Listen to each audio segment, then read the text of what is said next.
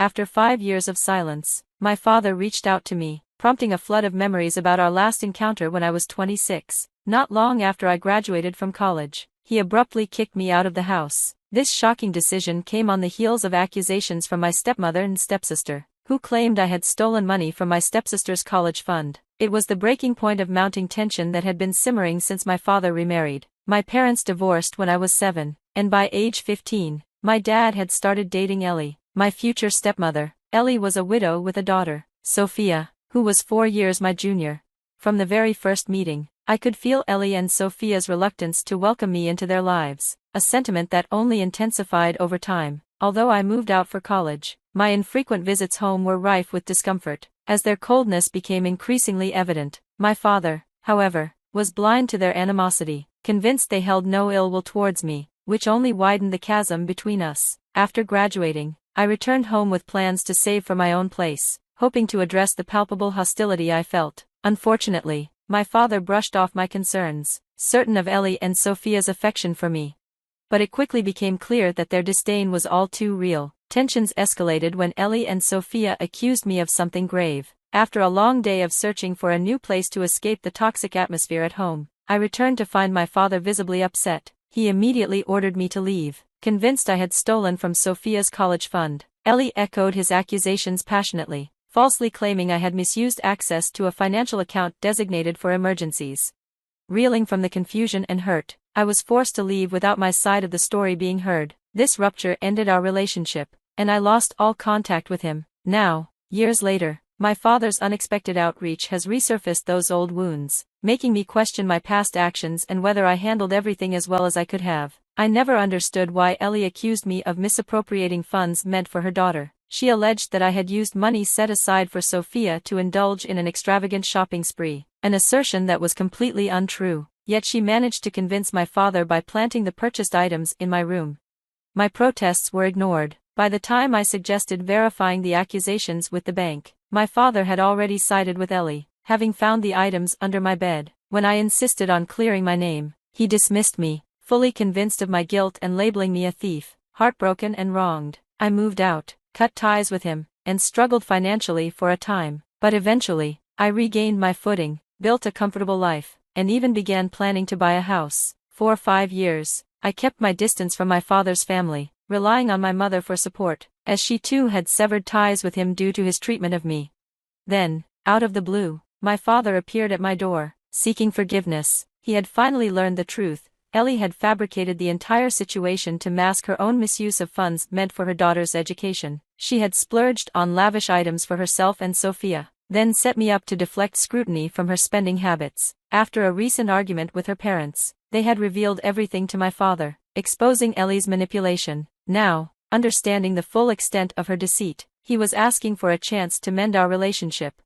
It turned out that Ellie had used me as a pawn in her scheme to secure her financial future while shielding her own extravagances. My father confided that he had filed for divorce from Ellie a few weeks prior. With help from his old attorney, he now sought to reconcile with me. During our conversation, he mentioned that he knew one of my friend's fathers was a respected divorce attorney and hoped I could facilitate a connection to negotiate a lower fee since Ellie and her lawyer had crafted a biased divorce petition. He seemed to think that an apology might suffice, as if we could simply return to the way things were before.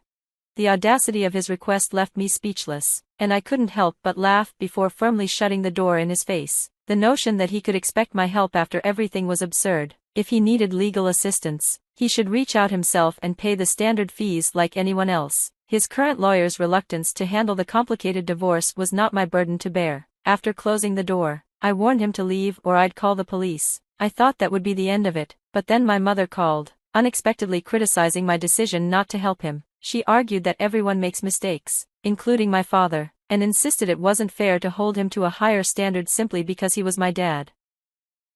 While I recognized that everyone makes mistakes, my feelings ran deeper. They stemmed from my father's choice to trust Ellie over me, his own daughter, and the hurtful words he had thrown at me when he forced me out of our home. He hadn't come just to apologize. He was seeking my help as well. I couldn't shake the feeling that if he hadn't needed something, I wouldn't have heard from him at all. After 5 long years, he had finally acknowledged his mistake, but now he was back not only to seek forgiveness but also to ask for a favor.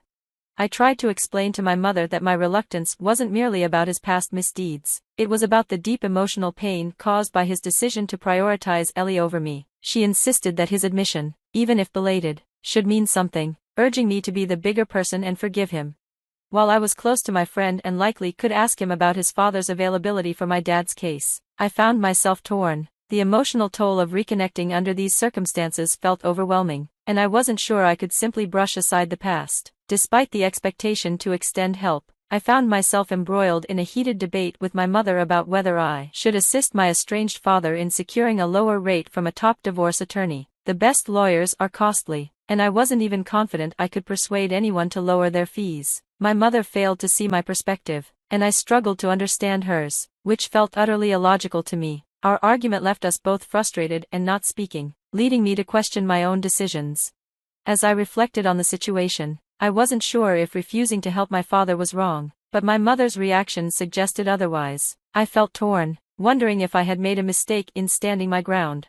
After some contemplation and considering the opinions of others, I decided to distance myself from both my parents. I realized I owed my father nothing, especially since his apology came only after he discovered the truth, indicating that he likely wouldn't have reached out if he hadn't needed something from me. As for my mother, I was baffled by her sudden support for my father after years of estrangement. During our last conversation, she mentioned that he had reached out to her in tears, trying to reconnect, which was unusual for him, as he rarely showed his emotions. This was enough for her to listen to him, leading to her finding out about his attempt to apologize to me. Yet she claimed they hadn't spoken in the last 5 years, a statement I found hard to believe. This entire situation made me realize that my mother might not understand me as well as I had thought. If she truly knew me, she wouldn't have expected me to forgive my father so easily. For now, I resolved to maintain my distance from both my parents. Avoiding my father had been surprisingly easy. Since I had distanced myself from my father for 5 years, stepping back from my mother would be much more challenging. She had been my main family connection during that time, and losing that bond was painful. I decided to give her a week to reflect and potentially apologize for her reaction. If she didn't come around, I would have to accept that my relationship with her might also become a casualty in this ongoing family conflict. It was a tough situation, but I needed to prioritize my emotional well-being and move forward with or without their understanding. Before the week was up, my mom reached out, not with an apology, but with a request to meet and talk things through in person, holding on to hope for reconciliation. I agreed. When she arrived, she began by admitting that she might not have fully grasped my perspective during our last discussion. Encouraged, I reiterated my feelings, hoping this would pave the way for her to apologize so we could finally put this behind us. However, instead of offering an apology, she suggested I have the same discussion with my father. She believed that if I could explain my side calmly, it might help mend our relationship. She reminded me that despite his mistakes, believing I had misused Ellie's money, he had protected me from legal consequences, which, in her view, showed he still cared. She insisted I should at least offer him an explanation, emphasizing that I was raised to be kind and understanding. Disheartened, I told her she didn't know me as well as she thought. I felt no obligation to forgive or explain anything to my father. Considering his past actions, it hurt that she hadn't acknowledged her part in this, and I made it clear that I would only continue the conversation if she was ready to genuinely apologize. As our discussion grew more tense, she became visibly anxious and admitted she couldn't leave without fulfilling a promise to my father to persuade me to talk to him. She pleaded with me, saying that family should be there to forgive one another and that it would be tragic to live otherwise. I dismissed this as empty rhetoric and asked her to leave, frustrated that her visit was more about keeping her promise to my father than genuinely repairing our relationship. In that moment, she finally expressed regret, perhaps realizing too late that her approach might cost her our relationship. Her apology seemed tied to her obligations to my father rather than a sincere understanding of my feelings, adding another layer of complexity to our already turbulent family dynamics.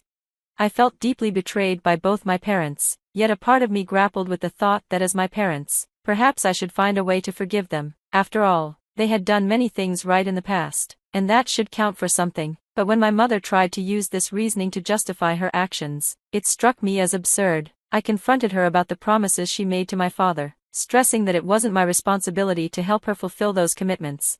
Our conversation escalated when she revealed that she couldn't leave because my father was waiting for her in the car, hoping to be invited inside. This revelation was the last straw. I had made it clear that I didn't want to meet him, yet she had disregarded my wishes, thinking she could persuade me otherwise. My frustration boiled over into anger, and I yelled at her, calling her a terrible mother and declaring that I was done with her. Despite her tears and apologies, I was resolute.